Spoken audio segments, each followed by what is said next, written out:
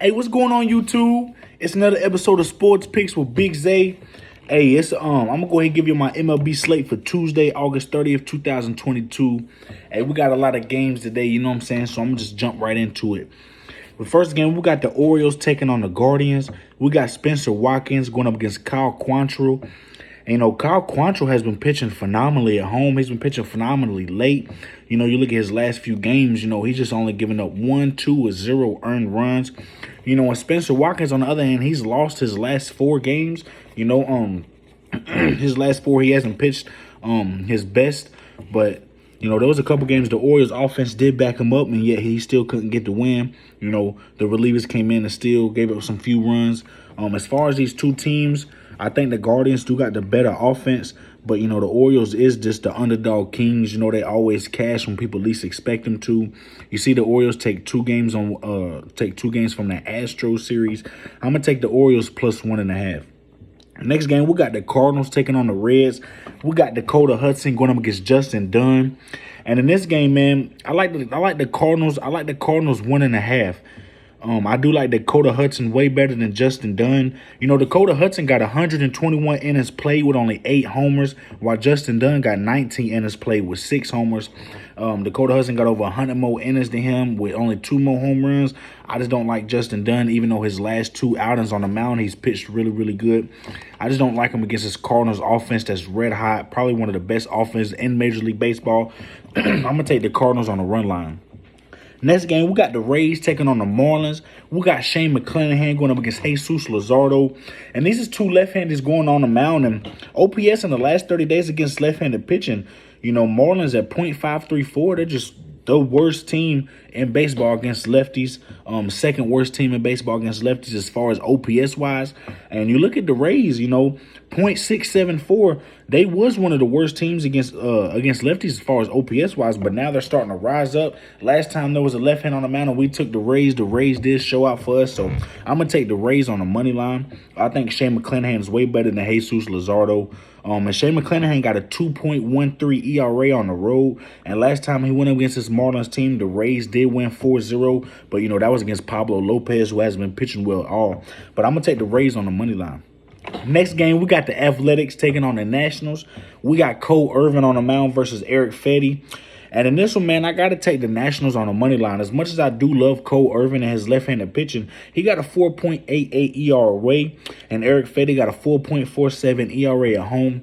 So the Nationals, between these 2 pitchers, the ERA at home is just a little better than Cole Irvin's ERA away. And the OPS is a little favored than Nationals as well. Nationals hit lefties at .668, while Athletics is hitting righties at .614. So OPS-wise, Nationals got a slight advantage. Pitching-wise, I think Nationals got a slight advantage, and Nationals is the home team. I think the Athletics can keep it close, but we getting a good price with this Nationals team at home. I'm gonna take Nationals on the money line.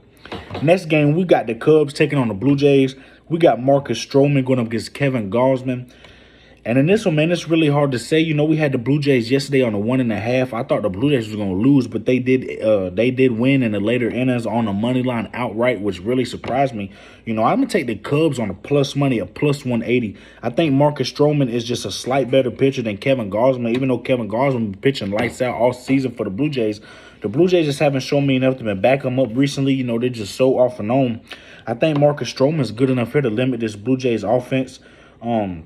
I'm going to take the Cubs. I'm going to take a shot here. My gut's telling me to take the Cubs. The Cubs, it looked like they had them today, but they let the Blue Jays get them back in the later innings. I think they come in this game fired up about it. I'm going to take the Cubs at plus 180. Next game, we got the Dodgers taking on the Mets. We got Andrew Heaney going up against Taijuan Walker. And I don't want to fade neither one of these pitchers. Both of these pitchers have just been giving up some runs. I'm gonna take the over 8. I think we see an over game. Mets OPS in the last 30 days against lefties, and Dodgers OPS the last 30 days against lefties. Both these teams, offensive lineups are really powerful, and they both hit left-hand pitching pretty well. So I'm gonna take the over 8. They got the over 8.5. I don't want the half run to kill me. I'm gonna do an alternate run line. I'm gonna do the over 8. Next game, we got the Mariners taking on the Tigers. We got George Kirby going up against Matt Manning. And in this one, I'm going to take the under 8. George Kirby as a right-hand pitcher, he's mediocre on the mound. And Matt Manning, I think people don't give him credit where credit is due. He's a fairly well right-hand pitcher on the mound. And I just feel like I got to take the under in this spot, considering that both lineups favor left-hand pitching. Both lineups OPS in the last 30 days hit lefties way better than they do hit righties. So with two right-hand pitchers on the mound, with two teams that don't prefer right-hand pitchers, they prefer left-hand pitchers. I'm gonna take the under in this spot. I'm gonna take the under 8 in the Mariners-Tigers game. Next game, we got the Rockies going up against the Braves. We got Jose Urena on the mound going up against Max Fried. And in this one, I got to take the Braves on the run line. Braves -1.5. Last time Max Fried went up against his Rockies team, he pitched 8 innings, zero earned runs. The Braves won 3-1, so the offense did not back him up in that game. They went against Chad Kuhl, which is, I think, one of the Rockies' aces and a far way better pitcher than Jose Urena. When Jose Urena last outing, they had to take him out last outing in the first inning. He gave up 9 earned runs in the first inning. That was literally his last outing. That's not really somebody I want to back up going up against Braves while the Braves is at home. I'm going to take the Braves on the run line. Next game, we got the Red Sox taking on the Twins. We got Cutter Crawford going up against Chris Archer. And, in this one, I got to take the Red Sox +1.5. Last time Chris Archer was on the mound, we faded him. Actually, we bet with Chris Archer, and he did not win for us. The Twins did not get to win that game. These last few times he went on the mound, the Twins has kind of been shaky. And OPS-wise, in the last 30 days, the Twins just hit lefties better than they do righties. The Red Sox the OPS the last 30 days, they're kind of hitting righties and lefties the same. So, being that the Red Sox do hit righties a little better than the Twins, I'm going to take the Red Sox +1.5. And that's going to be my free pick and the best bet in the Red Sox-Twins game. Next game, we got the Astros taking on the Rangers. We got Fremler Valdez taking on Dane Dunning. And in this one, I'm going to take the Astros on the money line. Astros just won at home with Justin Verlander on the mound, and now they just got to go to the Rangers Stadium, which ain't far at all. And the Rangers, they kind of own the Astros at home these last few series. So I'm going to take the Astros on the money line. I do like Fremler Valdez way better than I like Dane Dunning. Every time Fremler Valdez went up against his Rangers team, he's just been pitching lights out. I don't see a difference here. I'm going to take Astros on the money line. Next game, we got the Royals taking on the White Sox. We got Brady Singer going up against Lucas Giolito. And in this one, I'm going to take the plus money here. This slate got some nice plus money plays. I really like this slate. We've been seeing some plus money plays cash all season, but we've been seeing some big plus money plays come in as of late, and we have not been able to cash them. We have been on some favorites. So with this slate, I do got some underdogs to try to mix it up a little better. With the Royals-White Sox game, I'm going to take the Royals at +115.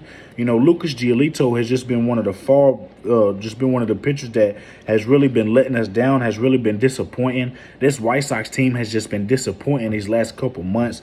And this Royals team been upsetting everybody. You see them just got a win against his Padres in the series.